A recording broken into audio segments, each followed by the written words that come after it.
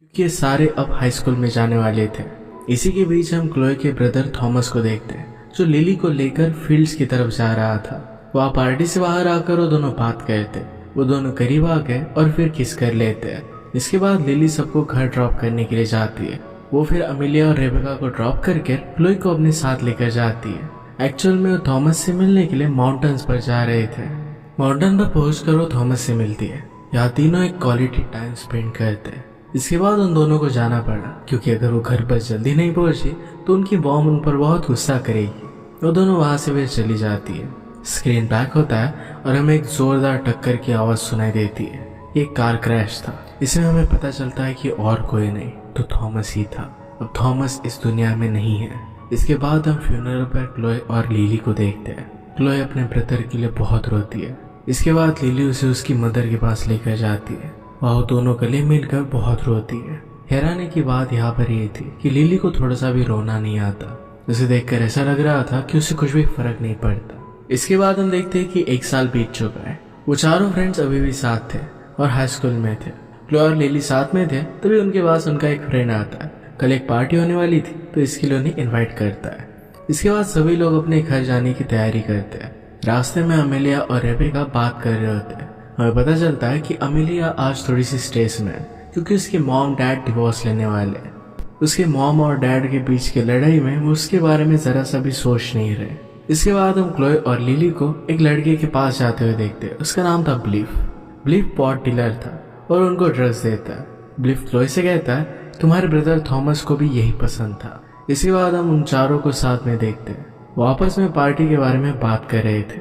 इसके बाद हम क्लोए को उसकी मदर के साथ देखते हैं। उन्हें फिर से थॉमस की याद आती है। दोनों से याद कर कर बहुत रोते हैं। अगले दिन क्लोए अपने क्लास में गई। वो बाहर आती है और उसी फील्ड पर आती है जहाँ पर थॉमस आया था। वहाँ बैठकर थॉमस को याद करने लग गई। थॉमस ने जो उसे लास्ट वॉइस मैसेज सेंड किया था ये वो सुनती है। थॉमस उससे पूछ रहा था कि क्या तुम अभी लिली के साथ हो। वो उन्हें ही लेने आ रहा था। इसी बीच वहाँ पर सैम नाम का एक लड़का आता है। वो क्लोए का फ्रेंड था और उसी की क्लास में था। क्लोए को कोल्ड ड्रिंक देता है तो दोनों फिर बात करने लग गए। सैम फिर उसे प्रॉम के बारे में पूछता है। वो इस बार ये प्रॉम में क्लोए के साथ जाना चाहता था। क्लोए इसके लिए मना करती है। उसे कुछ काम था और इस वीकेंड पर वो नहीं आ पाएगी। क्लोए कहती है कि अगर मैं वहां पर आती तो तुम्हारे साथ जरूर जाती। सैम कहता है कि कोई बात नहीं। क्लोए उससे कहती है कि अगर मेरा काम कैंसिल हो जाता है तो मैं तुम्हारे साथ पक्का आऊंगी। दूसरी तरफ हम लिली को देखते हैं जो क्लास में सॉकर गर्ल्स और प्रॉम के बारे में बात करती। वो लोगों से प्रॉम के लिए हेल्प मांगती है ताकि वो सब लोग मिलकर सेटलमेंट कर सके। इसी बीच नोआ नाम का लड़का लिली के पास आकर गाना गाने लगता है और उसे प्रॉम पर चलने के लिए पूछता है। वो लिली को बहुत पसंद करता था पर लिली उसे ज्यादा सीरियसली लेती नहीं। इसके बाद नेक्स्ट सीन में लिली और क्लोए साथ में थे तो रेबेका उनकी गाड़ी में आई। रेबेका उनकी कार में बैठकर आज का इंसिडेंट बताती। वो लाइब्रेरी में बैठी हुई थी तभी वहां पर एक हैंडसम लड़का आया। उस लड़के को देखकर वो अपने आप को कंट्रोल नहीं कर पाई। वो डायरेक्टली बाथरूम में गए और वहां पर खुद को प्लीज करने लग गई। जब वो बाहर आई तो एक लड़की ने उसे देख लिया था। वो जो कर रही थी सब कुछ उसे पता था। उसने रेबेका से पूछा क्या तुम हमेशा ऐसे पब्लिक में ये सब करती हो। रेबेका ने उसे कोई भी रिप्लाई नहीं दिया क्योंकि वो बहुत ही ज्यादा एम्बैरेसिंग था। इसके बाद वो चारों साथ में थे। प्रॉम में जाने के लिए रेडी हो रहे थे। इसके बाद इवनिंग को प्रॉम में जाते हैं। प्रॉम में जाने के बाद वहां पर नोआ की भी एंट्री होती है। नोआ लिली को उसके साथ प्रॉम में लेकर आना चाहता था। वो फिर लिली को बाहर लेकर आता है और उससे माफी मांगता है। लिली पूछती है कि तुम माफी क्यों मांग रहे हो। नोआ कहता है कि मैंने तुमसे प्रॉम के लिए पूछा था। मुझे लगता है कि शायद तुम मुझ पर गुस्सा हो। लिली उसे कहती कि मैं तुम पर गुस्सा नहीं और उसे माफ कर देती है क्योंकि उस पर वो नाराज नहीं थी। बातों बातों में नोआ लिली को किस करने लगता है। उसके साथ वो फिजिकल होने की कोशिश करता है पर उसे रोक देती है क्योंकि नोआ जरा ड्रंक था। अंदर हम बाकी सबको देखते हैं। यहाँ पर क्लोए भी आई हुई थी और वो सैम के साथ। क्योंकि उसे कुछ काम नहीं था तो सैम के साथ ही आ गए। यहाँ प्रॉम पार्टी में कुछ लोग आपस में डेट कर रहे थे। अमेलिया उन सब लोगों को देख रही थी क्योंकि वो सिंगल थी। इसी बीच वहां पर लिली आती है और वो बात करने लगते हैं। रेबेका बाथरूम में चली गई तभी वहां पर एक लड़की आकर उनसे कहती है कि बाहर पुलिस आए हुए हैं। ये सुनकर सब लोग भागने लगते हैं। अमेलिया और बाकी बाथरूम में घुस जाते हैं जहाँ पर ऑलरेडी रेबेका थी। इसके बाद सभी को धीरे धीरे बाहर निकाला जाता है। कॉप सबको घर भेज रहे थे। लिली कॉप से कहती है कि अमेलिया बीमार है और वो पैदल जाने के लिए कंफर्टेबल नहीं है। ये सुनकर कॉप्स अपनी कार में उन्हें घर छोड़ने के लिए मान जाते हैं। नेक्स्ट डे सभी लोग साथ में पूल पर थे। वहाँ पर एक लड़की आती है जो 6th स्टैंडर्ड में थी और उसका नाम लिव है।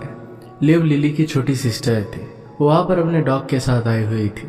सब लोग फिर उस डॉग को खिलाने लग जाते हैं। इसके बाद हम लिली और सैम को साथ में देखते हैं जो प्रॉम पार्टी के टिकट सेल कर रहे थे। इसके बाद वो दोनों एक साथ में कार में चले जाते हैं। रास्ते में लिली को लिव दिखी तो उसे वो कार में बिठा लेती है, उसे शिकायत करती। लिव जेम्स से परेशान है। जेम्स लिली का ब्रदर था। एक्चुअली जेम्स ने लिव के स्कूल एसे में कुछ गलत बातें लिख दी थी। ये बातें लिव के डैड के बारे में थी। एक्चुअल में लिव के डैड कोई और है पर उनकी मॉम सेम थी। ये सब सुनकर लिव कहती है कि वो जेम्स को समझा देगी। इसके बाद वो लिव को ड्रॉप कर देती है। इसके बाद वो जेम्स के पास जाने लग गई। इसी बीच अमेलिया बहुत परेशान दिखाई देती है। इसके रीजन उसके पेरेंट्स थे। अमेलिया को वाकई उसके पेरेंट्स का टेंशन हो रहा था। उसके पेरेंट्स की झगड़े की वजह से वो बहुत डिस्टर्ब हो रही थी। आगे फिर लिली जेम्स के पास गई। जेम्स वीडियो गेम खेल रहा था। वो उसे समझाती है कि अब वो लिव को परेशान ना करे क्योंकि अभी वो छोटी है और इस तरीके से परेशान करना उसे ठीक बात नहीं है। इसी बीच उसके पास नोआ का मैसेज आता है और नोआ से मिलने के लिए जाती है। वो दोनों फिर इंटीमेट हो जाते हैं। इसके बाद नोआ से कहता है क्यों ना तुम मेरे घर चलो ताकि तुम मेरे पेरेंट्स से मिल सको, हम साथ में मिलकर डिनर कर सकते हैं। ये सुनकर उसे मना कर देती है। इसके बाद गर्ल्स का सॉकर मैच था जिसमें क्लोए और लिली भी थे। वहां पर लिली की टीम जीत जाती है। इसके बाद शाम को सभी लोग साथ में बोन फायर पर बैठकर बात कर रहे थे। बातें करने के बाद वो सब लोग प्रॉम में जाकर एंजॉय करते हैं। इसी बीच क्लोए और लिली साइड में आते हैं जहाँ क्लोए लिली को एक बात बताने वाली थी। उसे कहती कि मेरा NYU में सिलेक्शन हो गया है लेकिन उसे कैलिफोर्निया की यूनिवर्सिटी में जाना था। अगर वो न्यूयॉर्क में गई तो अपने फ्रेंड से वो अलग हो जाएगी। ये सुनकर लिली को बहुत बुरा लगता है। वो अकेले बाथरूम में जाकर परेशान हो जाती है और फिर खुद को संभालती है। वहाँ पर बाथटब में एक लड़का बैठा हुआ था। उसे देखकर वो वहाँ से बाहर आ जाती है। उसे परेशान देखकर माइक नाम का लड़का उससे बात करने लगता है। वह माइक को उसके साथ अपस्टेज चलने के लिए कहती है। वो दोनों फिर इंटीमेट होने लग गए। इसी बीच लिली उसे रोक लेती है। उसे अपने फ्रेंड्स के पास जाना था। एक लड़की से वो अपने फ्रेंड्स के बारे में पूछती है तो उस लड़की ने कहा कि तुम्हारे फ्रेंड्स तो ऑलरेडी चले जा चुके हैं। इसके बाद वो एक टैक्सी में बैठकर अपने घर पर जाती है। नेक्स्ट डे वो फ्रेंड्स दोबारा मिलते हैं। क्लोए उसे कल रात के बारे में बात करती है। कल रात उन्हें लगा था कि वो उनसे पहले ही चली गई है, इसलिए वो वहां से उसके बिना ही चली गई थी। उन्होंने उसका फोन भी ट्राई किया था पर वो ऑफ था। यहाँ पर लिली उससे नाराज थी। लिली क्लोए से कहती है कि जब तुम प्रॉम पर नहीं थी तब तुम सैम के साथ ही रहती हो। क्लोए से ऐसा बिहेवियर करने का रीजन पूछती है। यहाँ लिली अपने फ्रेंड से कहती है क्या तुम्हें पता है क्लोए UCSB में गई है जो यूनिवर्सिटी कैलिफोर्निया में थी। उसके ओरिएंटेशन के लिए वो गई हुई थी। क्लोए ने कहा था कि वो वहां पर नहीं जाने वाली पर वो वहां पर गई हुई थी। लिली और क्लोए साथ में वहां पर जाने वाले थे। क्लोए ने वहां पर जाना डिसाइड कर लिया था जो लिली के पॉइंट ऑफ व्यू से सही नहीं था। उन्होंने एक साथ ही एक ही कॉलेज में जाने का डिसाइड किया था। लिली को ऐसा लग रहा था कि क्लोए उसके फ्रेंड्स की परवाह नहीं करती। लिली उसे कहती कि तुमने इसके बारे में मुझे एक बार भी नहीं बताया। अब यहाँ उनमें झगड़ा हो जाता है। साथ में अमेलिया भी लिली को सुनाने लगती है क्योंकि वो एक छोटी सी बात के लिए झगड़ रही थी, जबकि अमेलिया के लाइफ में बहुत बड़े प्रॉब्लम चल रहे थे। इनकी लड़ाई के बीच में थॉमस की बात छिड़ जाती है।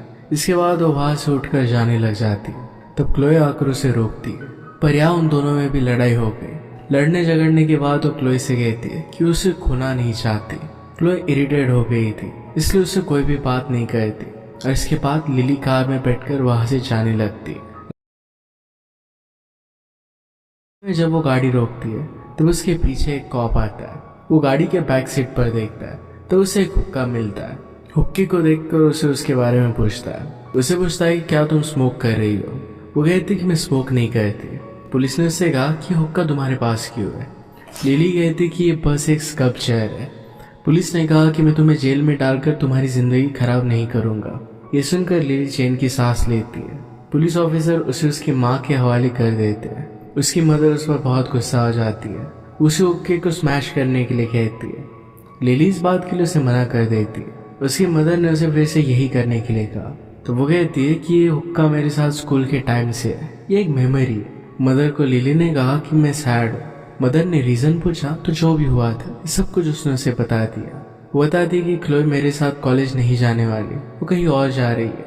ये सुनकर उसकी मदर उसे समझाती है कि एक अच्छी बात है, तुम्हें अपने फ्रेंड को सपोर्ट करना चाहिए, ये उसकी जिंदगी का डिसीजन है। ये सुनने के बाद वो अपने मदर को कोई भी रिप्लाई दिए बिना वहां से चली जाती है। कार में बैठकर अपने फ्रेंड्स को कॉल लगाती है, पर किसी का भी कॉल नहीं लगता। इसके बाद नेक्स्ट डे उस स्कूल में अकेली बैठी हुई थी, तभी वहां पर नोआ आता है। लिली उससे भी ठीक से बात नहीं करती। नोआ भी नाराज होकर फिर वहां से चला जाता है। स्ट्रेस होने की वजह से उसके बिहेवियर में चेंज आ गया है। इसके बाद नेक्स्ट सीन में लिली प्रॉम पार्टी में जाती है। वह नोआ को किसी और के साथ देखती है। वो फिर बाथरूम में गई और वहां पर रोने लग गई। वहां पर उसे उसकी दूसरी फ्रेंड्स मिली। उसकी फ्रेंड्स उसे विस्की ऑफर करती है। इसके बाद वो ड्रंक हो गई। यहाँ रेबेका और एमिलिया भी आ गए थे। रेबेका के पास वही लड़का आता है जिसे वो पसंद करती थी। इसके बाद हम लिली को उसी फील्ड पर देखते हैं जहाँ वो और थॉमस मिले थे।